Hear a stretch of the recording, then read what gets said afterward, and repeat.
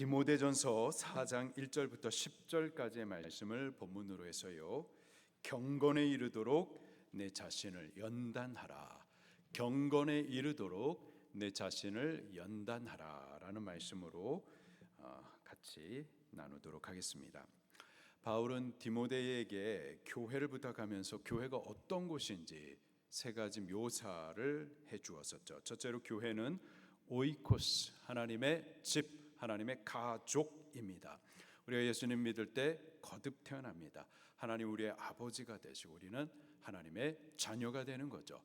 그리고 함께 거듭난 우리 성도된 우리들 서로는 같은 하나님을 아버지라고 부르는 형제와 자매, 영적인 가족이 되는 겁니다. 그렇게 교회는 믿음으로 거듭난 성도들의 영적 가족 공동체인 거죠.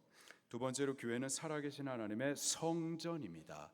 성전은 구약시대 중요한 개념인데요, 하나님께서 자기 백성들 중에 거하신다라는 상징이 바로 성전입니다. 근데요, 바울은 우리 신약시대의 교회가 바로 성전이다라고 해석을 해주고 있어요. 구약의 성전은 신약시대 교회를 예표하고 있고요, 이 신약시대 교회가 바로 구약의 성전의 원형인 겁니다. 성전과 같이 교회 안에는 살아계신 하나님께서 자기 백성들 중에, 성도된 우리들 중에 거하는 줄 믿으시기를 바랍니다. 지금 이 시간 예배하기 위해서 우리가 모여있는 이 자리에도 우리 하나님 함께 계심을 믿으시기를 바랍니다.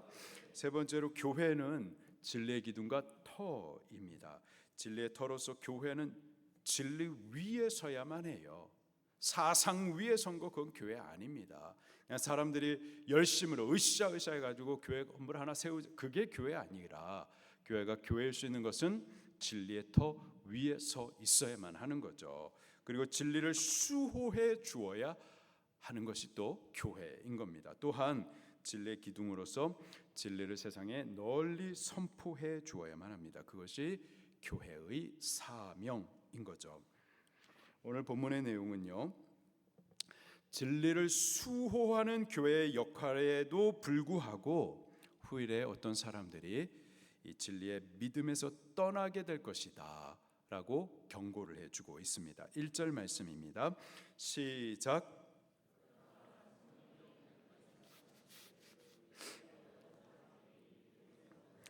미혹하는 영과 귀신의 가르침을 따르리라 하셨으니 믿음에서 떠나게 될 것이다.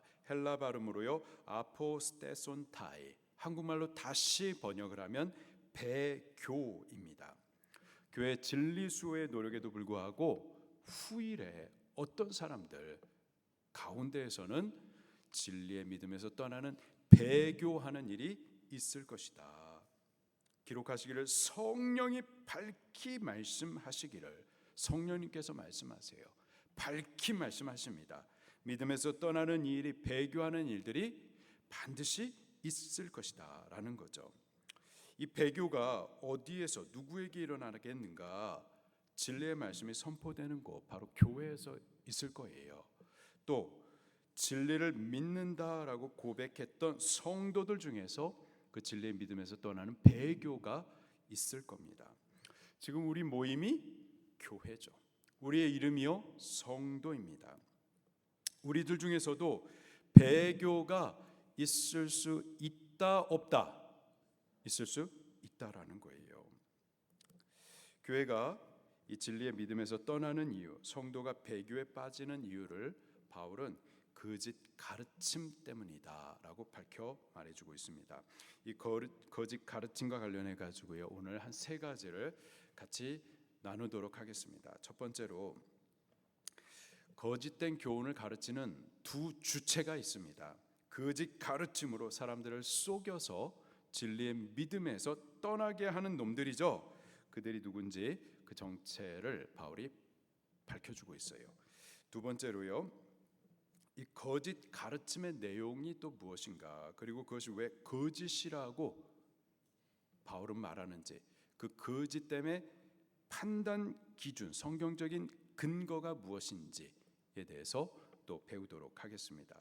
또 세 번째로, 그렇다면은 이 진리의 믿음에서 떠나는 배교로부터 교회는 어떻게 대처해야 되겠는가라는 것에 대해서 같이 배우도록 하겠습니다. 성령님께서 밝히 말씀하십니다. 후일에 어떤 사람들 중에 진리의 믿음에서 떠나는 배교가 있을 것이다. 미리 경고하십니다. 경고는요, 그렇게 되지 않도록 경계해 주시는 거죠. 오늘 우리가 이 말씀을 듣고 거짓된 가르침들을 분별하여서 우리들 중에는 진리의 믿음에서 떠나는 배교가 없도록 하십시다. 첫 번째로요, 거짓된 교훈을 가르치는 자들이 있습니다. 거짓된 가르침으로 사람들을 속여서 진리의 믿음에서 떠나게 주동하는 놈들이 있어요. 첫 번째로 마귀입니다. 누구라고요? 마귀예요. 거짓 가르침은 마귀의 역사입니다. 우리 1절 말씀을 다시 한번 읽겠습니다. 시작. 그러나 성령이 밝히 말씀하시기를 후일에 어떤 사람들이 믿음에서 떠나 미혹하는 영과 거짓의 가르침을 따르리라 하셨으니, 미혹해 하는 영, 귀신의 가르침, 사탄 마귀죠. 마귀가 있나요, 없나요? 보셨어요? 우리의 육체의 눈으로는 보이지 않습니다. 그러나 분명히 존재합니다. 성경은 마귀의 존재를 계속 언급하시고 경계해 주시죠. 그런데 사람들이 믿지 않아요. 지금 그 생각과 감정, 그의 선택에 있어서 마귀가 지금 역사하고 있는데, 그 가정 안에 다툼과 상처가 가득한 그 가운데 지금 마귀가 역사하고 있는데, 근데 마귀의 존재를 인식하지 않습니다. 마귀의 역사를 인정하지 않아요. 혹 인정하는 것 같지만 심각하게 여기지도 않습니다. 왜 그럴까요? 마귀가 자기의 존재를 숨기기 때문에 그래요. 마귀의 세상을 속이는 전략 중에 하나가 자기 자신을, 자기의 존재를 숨기는 겁니다. 마귀가 없다고 사람들로 믿게 하는 거죠. 그러나 마귀는 분명히 존재합니다. 그놈은 거짓된 가르침으로 사람을 미혹해요. 죄짓게 하고 상하게 하고 결국은 죽게 하죠. 이놈은 처음부터 세상을 꿰는 놈이었습니다. 에덴 동산에서도 거짓된 가르침으로 하와를 꿰어가지고 범죄하게 하고 정령 죽게 만들었었죠. 예수님은 이 마귀를 가리켜가지고 거짓말쟁이, 거짓의 아비라고 부르고 있어요. 또 사도들도 마귀의 계계에 대해서 대적하라고, 마귀의 올무의 미혹의 역사에 빠지지 말라고, 사탄에게 속지 말라고 계속해서 경계해 줍니다. 마귀는 존재해요. 그놈의 인간 역사 시작부터 세상을 꿰어서 진리의 믿음에서 떠나게 하는 일들을 해왔고 지금도 역사하고 있습니다. 거짓 종교들, 기독교 이단들, 무신론, 종교다원주의, 혼합주의, 사회주의와 공산주의 등 반기독교적 인본주의 이념과 사상 등 진리의 믿음에서 떠나게 하는 모든 거짓된 교훈 뒤에는 마귀의 미혹하는 거짓의 역사가 있습니다. 두 번째로요, 거짓 교훈을 전하는 거짓 교사들이 또 있어요. 2절 말씀도 같이 보겠습니다. 시작. 자기 양심이 화인을 맞아서 외식함으로 거짓말하는 자들이라. 거짓 교사들이 있어요. 사탄은 처음에 에덴 동산에서 뱀을 통하여서 속이는 일을 했었죠. 그러다가 사람의 타락 이후에는 더 이상 뱀으로 속이는 일을 하지 않습니다. 뱀이 속이는 일을 하지 않아요. 사람의 타락 이후에는 이제부터는 사람을 통하여서 그 역사를 계속 이어오는 거죠. 그들이 바로 거짓 교사들입니다. 바울은 그들을 외식함으로 거짓말하는 자들이라고 표현을 하고 있죠. 마귀가 거짓말쟁이, 거짓의 아비라고 하면 이들 거짓의 교사들은 거짓의 사람들, 마귀의 종들인 거죠. 바울은 그들이 거짓말하는 이유를요, 양심이 화인 맞아서라고 밝히고 있습니다. 양심이 화인 맞아서, 여기 화인 맞다, 헬라 발음으로 카우스테리아조, 두 가지 해석이 있습니다. 첫 번째로는 화인 맞다, 말 그대로 불도장을 맞다라는 뜻이에요. 시뻘겋게 단 인두로 낙인을 찍는 것을 말하는 거죠. 보통은 가축이나 또는 노예들을 이 인두를 찍어가지고 그래서 그의 주인이 누구인지, 그가 누구에게 속한 자인지를 밝혀냈었습니다. 본문에서 양심이 화인 맞았다, 이 뜻은 그들이 사탄에게 낙인 찍혔다, 그들의 주인이 사탄이다, 그들이 사탄에 속하였다, 사탄의 종이다 라는 의미입니다. 두 번째로 화인 맞았다, 그 뜻은 마취된 상태를 말합니다. 감각이 죽은 거예요.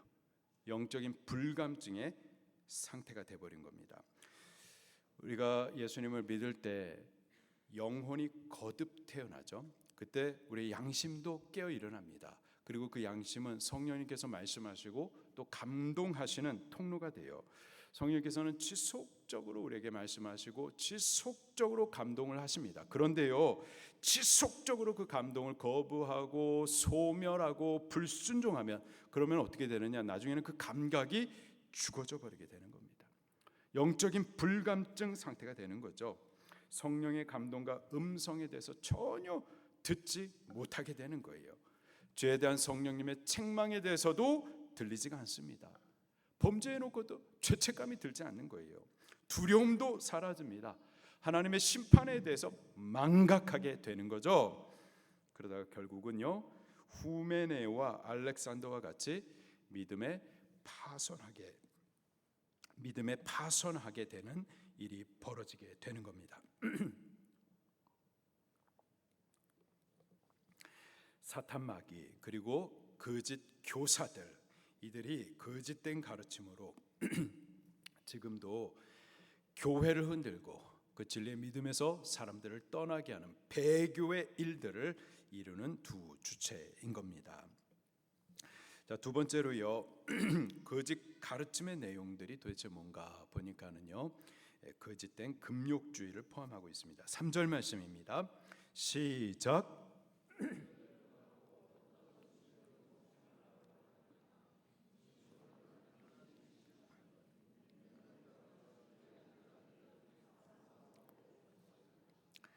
혼인과 음식, 이 신체의 가장 기본적인 욕구인 성욕과 식욕에 관련되어 있는 것들이죠. 거짓 교사들은요, 성욕과 식욕을 부정한 욕구라고 여겼었습니다.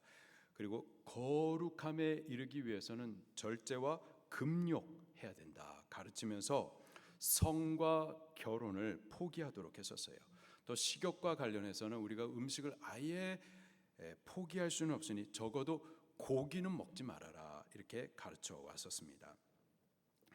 그러나 우리의 육체는 그 자체로 악하지 않습니다. 그리고 혼인과 음식, 성욕과 식욕도 죄가 아니에요. 오히려 당연한 거고 자연스러운 생리인 거죠. 물론 잠시 후에 제가 다루겠지만은 죄의 탐욕으로 인해서 혼인과 음식의 타락한 오용이 분명히 있어요. 그러나 본래 혼인과 음식 또 성욕과 식욕 자체로는 이건 죄가 아니고요, 자연스러운 생리인 겁니다.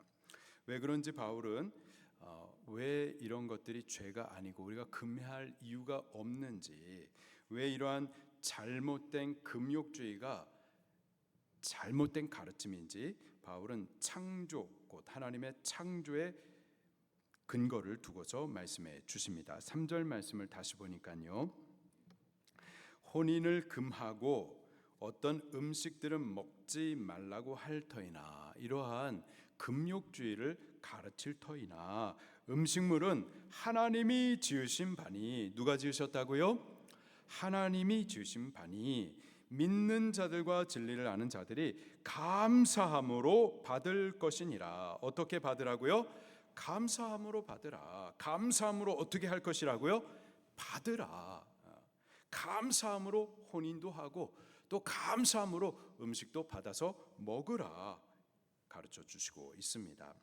바울은 혼인과 음식을 감사함으로 받아야 할 그 이유를 그 하나님께서 지으신 것이기 때문에 하나님의 창조에 근거를 두고 있습니다. 결혼이라는 제도를 누가 제정하셨나요? 결혼이라는 제도를 누가 제정하셨죠? 하나님께서 하신 겁니다. 하나님께서 태초에 사람을 만드셨습니다. 남자를 만드시고 또 여자를 만드셨어요. 남자와 여자 외에 또 다른 성이라는 게 있나요? 없나요? 없습니다. 하나님은 남자를 지으셨고 또 여자를 지으셨어요. 그리고 그 둘을, 남자와 여자를 한 몸 되게 하셨습니다. 부부 되게 하신 거예요. 그리고 그 둘을 통하여서 가정을 이루셨습니다.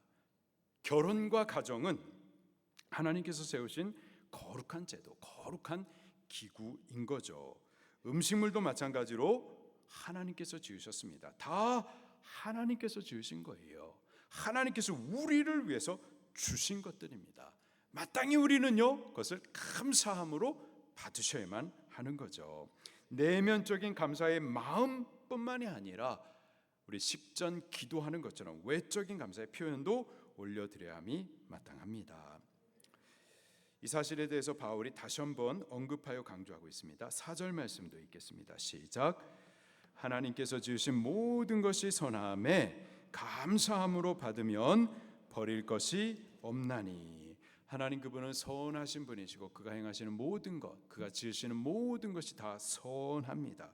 혼인과 음식물 다 하나님께서 지으신 거예요. 선한 것들입니다. 우리는 감사함으로 받으셔야만 하는 거죠. 5절에서도 또다시 언급을 하고 있습니다. 5절 시작. 기도로 거룩하여 짐이라. 혼인과 음식물이 거룩하다, 거룩함을 지금 3번이나 언급하고 있어요. 특별히 3번째로는요, 이중으로 강조하여 말하고 있습니다. 하나님의 말씀이 혼인, 음식, 거룩하다, 객관적으로 그렇게 선언해 주고 있습니다. 객관적으로 하나님의 말씀에 의해서 그것은 거룩한 거예요. 자, 그리고 그 말씀을 우리가 믿음으로 감사 기도함으로 받게 되면은 그것들이 우리에게 또 주관적으로 거룩하게 되는 거죠. 거룩한 혼인이 되고 또 거룩한 음식으로 받아지게 되는 겁니다. 거부할 이유가 없는 거예요. 자, 그러나 우리가 바울의 말을 좀 더 주의 깊게 살펴볼 필요가 있겠는데요. 바울은 모든 혼인, 모든 음식이 다 선하고 거룩하다 이렇게는 말하지 않습니다.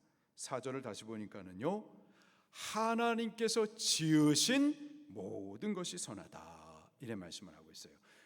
모든 것이 선하다가 아니고 하나님께서 지으신 모든 것이 선하다라고 제한을 두고 계십니다. 모든 혼인, 모든 음식이 다 선하다 이 말이 아니라는 거죠. 모든 혼인, 모든 음식이 다 거룩한 것은 아닙니다. 하나님께서 창조하셨어요. 창조된 모든 만물이 다 아름답고 선했었습니다. 자, 그러나 창조 이후에 타락이 있었어요. 그리고 타락으로 인해서 하나님께서 주신 선한 것들 중에 많은 것들이 망가져 버리고 오염돼 버렸었죠. 예를 들면은요, 결혼 하나님께서 제정하신 것으로 그 자체로는 선하고 거룩합니다. 자, 그러나 타락이 있었어요. 타락으로 인하여서 오염된 결혼이 또 있습니다. 결혼 자체는 선하고 거룩한데 그러나 죄의 타락으로 말미암아 오염된 결혼이라는 것이 있어요. 동성애, 동성 결혼이 바로 그런 것들이죠. 이런 건 절대 선하거나 거룩하지 않습니다. 이건 하나님께서 창조하신 것이 아니에요. 오히려 하나님의 창조를 거스린 오염되고 타락한 죄의 형태인 거죠. 우리는 그것을 절대 인정해서도 따라서도 안 되고요. 죄라고 알게 해주어야 되고 반대하셔야만 하는 겁니다. 음식도 마찬가지예요. 하나님께서 우리에게 주신 것들이 있습니다. 우리를 위해서 지으시고 주신 과일과 채소 그리고 고기도 하나님께서 음식으로 우리에게 주셨습니다. 마땅히 우리는 주신 것들에 대해서 감사로 받으셔야만 하는 거예요. 채식하시는 분들이 있습니다. 비건식 하시는 분들이 계세요. 괜찮습니다. 그렇게 하실 수가 있겠어요. 자, 그러나 다른 사람이 고기 먹는 것에 대하여서 그것을 막 혐오스럽다 말하고 반대하는 것, 그것은 잘못된 겁니다. 성경적이지 않아요. 다 하나님께서 주신 것들, 채소도 주셨지만 고기도 음식으로 주셨어요. 주신 것들에 대해서 우리는 감사로 받으셔야만 하는 겁니다. 자, 그러나 지금 있는 모든 음식이 다 하나님께서 지으신 것이냐? 그건 아닌 거예요. 모든 음식이 다 거룩하고 우리가 감사로 받을 수 있는 것이 아니라는 거예요. 술과 담배, 마약, 이것은 하나님께서 지으신 것이고 우리에게 주신 것 아닙니다. 이는 타락한 죄의 탐욕으로 만들어낸 부정한 음식들이죠. 마땅히 성도는 먹어서는 안 되는 겁니다. 피하셔야만 하는 거예요. 목사님, 예수님도 기적을 처음 베푸신 것이 가나 혼인잔치, 그거 가지고 뭘 어떻게 하셨죠? 물로 포도주 되게 해가지고 마시게 하셨는데요, 예수님도 술 마시고, 아니죠, 예수님도 술 만들어서 마시게 하셨잖아요. 예수님께서 만드신 술이라면은 여러분 마셔야 됩니다. 그런데 여러분들이 마시는 술, 그거 예수님께서 만드신 거 아니잖아요. 예수님께서 만드신 것, 하나님께서 지으신 것, 그런 것들은 다 선하고 거룩한 거예요. 마땅히 우리가 받으셔야죠. 감사히 받으셔야 돼요. 그러나 지금 우리가 마시는 술, 포도주, 그거는 예수님께서 만드신 게 아니죠. 그래요, 안 그래요? 타락한 죄 탐욕으로 만들어낸 부정한 음식들입니다. 우리가 성도인데 그 부정한 것을 취해서는 안 되는 겁니다. 피하셔야만 하는 거예요. 그리고요, 우상에게 바쳐진 제물, 그것도 피하셔야만 합니다. 우상에게 바쳐진 제물, 그 제사 음식을 두고서는 말씀과 기도로 거룩하여짐이니라 이렇게 엉뚱하게 적용해서 가르쳐서도 안 되는 거예요. 피하셔야만 하는 겁니다. 성도는 거룩하셔야 돼요. 먹는 것도 거룩하셔야 돼요. 성령은 우리를 진리를 따라서 거룩함으로 인도하시지 그 부정한 음식을 취하도록 하지 않으십니다. 우리는 창조에 속한 것이 무엇이고, 다시 말해서 하나님께서 지으시고 우리에게 주신 것들이 무엇인지, 또 타락에 속한 것들은 무엇인지, 성도가 피해야 될 것들이 무엇인지 분별하시면서 거룩을 쫓아 선택하셔야만 하겠습니다. 마지막으로요, 이 거짓 가르침으로 배교를 주도하는 이 마귀의 역사에 대해서 교회는 어떻게 대처해야 되겠느냐라는 겁니다. 두 가지를 가르쳐주고 있어요. 첫째로 형제를 깨우치라. 둘째로 너 자신을 경건에 이르도록 연단하라. 형제를, 교회를 깨우치고, 그리고 디모데 너 자신은 교회를 깨우치는 목사로서 경건에 이르기를 연단해야 된다 말씀하십니다. 첫 번째로 형제를 바른 교훈으로 깨우쳐야만 합니다. 6절 말씀입니다. 시작. 내가 이것으로 형제를 깨우치면 그리스도 예수의 좋은 일꾼이 되어 믿음의 말씀과 내가 따르는 좋은 교훈으로 양육을 받으리라. 형제를 깨우쳐야만 합니다. 가르쳐서 경계시켜야만 해요. 무엇으로 가르칠까요?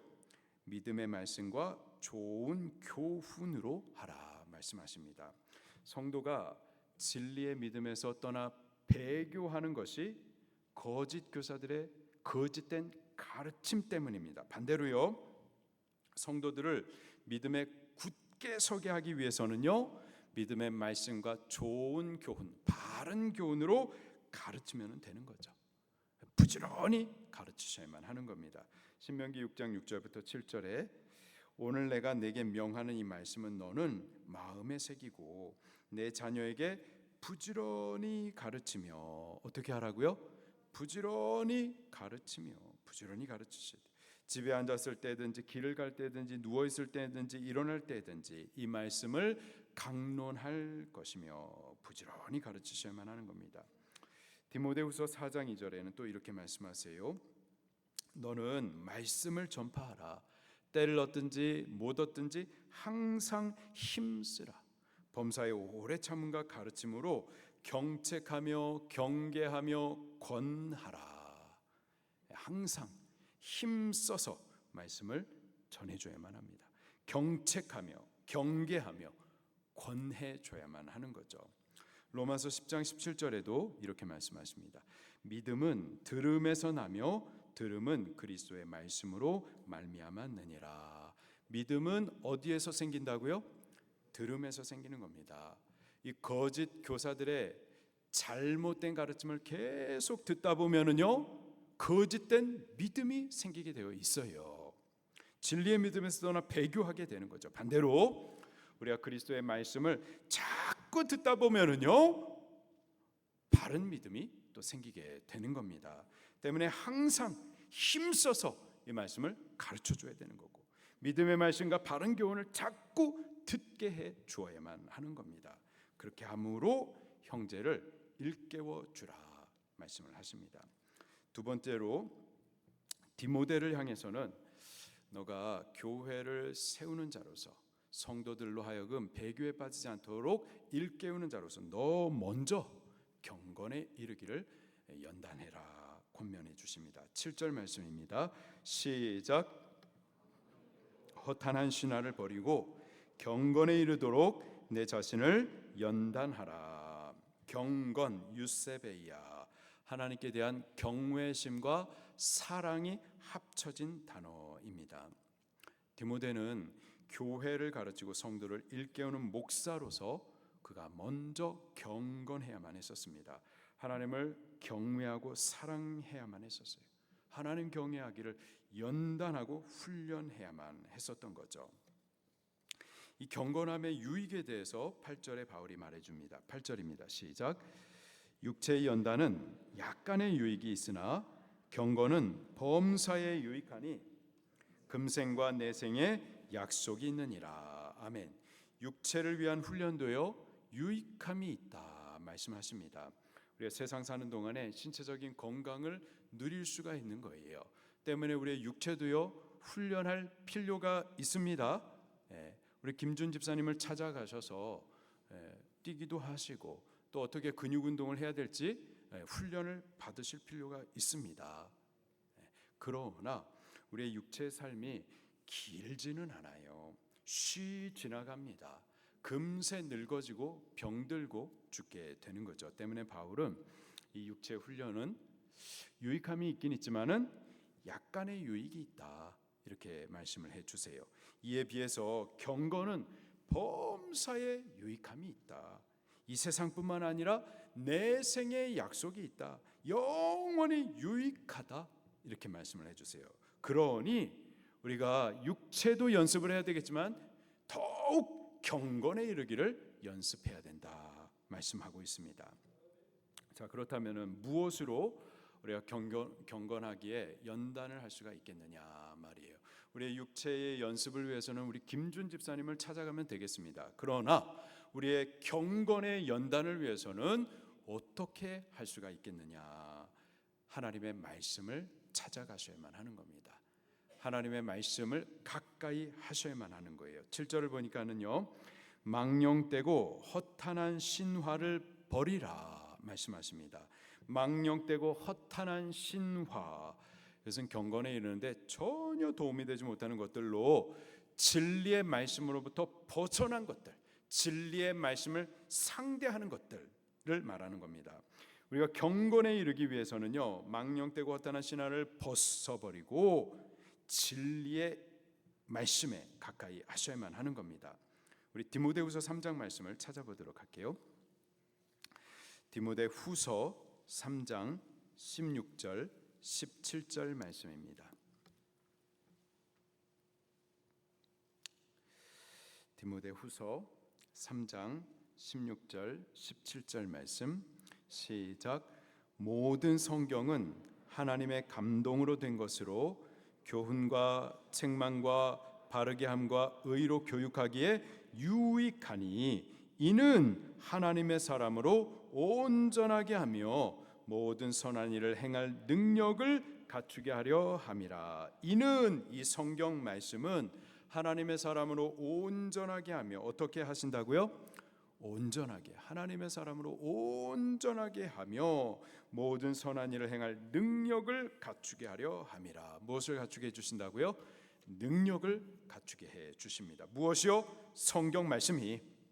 때문에 우리가 하나님의 말씀을 가까이 하셔야만 하겠습니다. 매말 매기 매일 말씀 먹고 매일 기도하셔야만 하겠어요. 30, 10 힘쓰셔야만 하겠습니다. 하나님의 말씀을 가까이 함으로 우리가 경건에 이르기에 훈련받을 수가 있겠습니다. 그리고요, 이 말씀을 따르는 데 있어서 고난이 있다 하더라도요, 그 말씀 안에 거하기를 또 힘쓰셔야만 하겠어요. 디모데후서 계속 한번 보도록 하겠습니다. 디모데후서 3장 12절부터 12절 같이 보겠습니다. 시작. 무릇 그리스도 예수 안에서 경건하게 살고자 하는 자는 박해를 받으리라. 하나님의 말씀을 따라서 경건하게 순종하고자 할 때에 박해가 있습니다. 그러나 14절에 보니까 그러나 너는 배우고 확신한 일에 어떻게 하라? 거하라. 하나님의 말씀을 가까이 하며 또 그 말씀 안에 거하는 동안에 경건함의 연단을 받으실 수가 있겠습니다. 디모데는 에베소 교회를 맡김받은 목회자로서 성도들로 하여금 진리의 믿음에서 떠나지 않도록, 배교에 빠지지 않도록 일깨워줘야 하는 자로서 그가 먼저 하나님 앞에 경건해야만 했었어요. 경건에 이르도록 연단돼야만 했었습니다. 목사가 그렇고요. 목사뿐이 아니라 사실 우리 모두가, 모든 성도님들이 경건하셔야만 합니다. 경건하도록 훈련하셔야만 하는 거예요. 9절 말씀을 볼게요. 시작.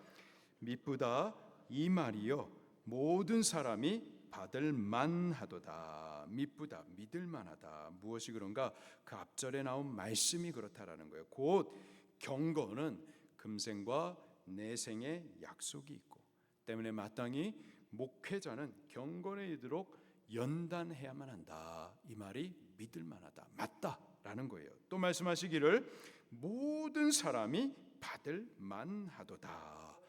디모데 목사뿐만 아니라 장권태 목사뿐만 아니라 모든 성도들이 받아야 된다. 모든 성도들이 경건에 이르도록 훈련해야만 한다라는 거예요. 10절에 보니까 바울도 이렇게 말하고 있습니다. 이를 위하여 곧 경건에 이르기를 위하여 나도 수고하고 힘쓴다 말하고 있습니다. 디모데도 그렇고 바울 자신도 그렇고 또 모든 성도가 경건에 이르기를 힘쓰셔야만 하겠습니다. 성령님께서 밝히 말씀하시기를 후일에 어떤 사람들이 거짓 가르침으로 진리의 믿음에서 떠나는 배도에 빠질 것이다 말씀하세요. 이는 거짓 교사를 통한 마귀의 역사입니다.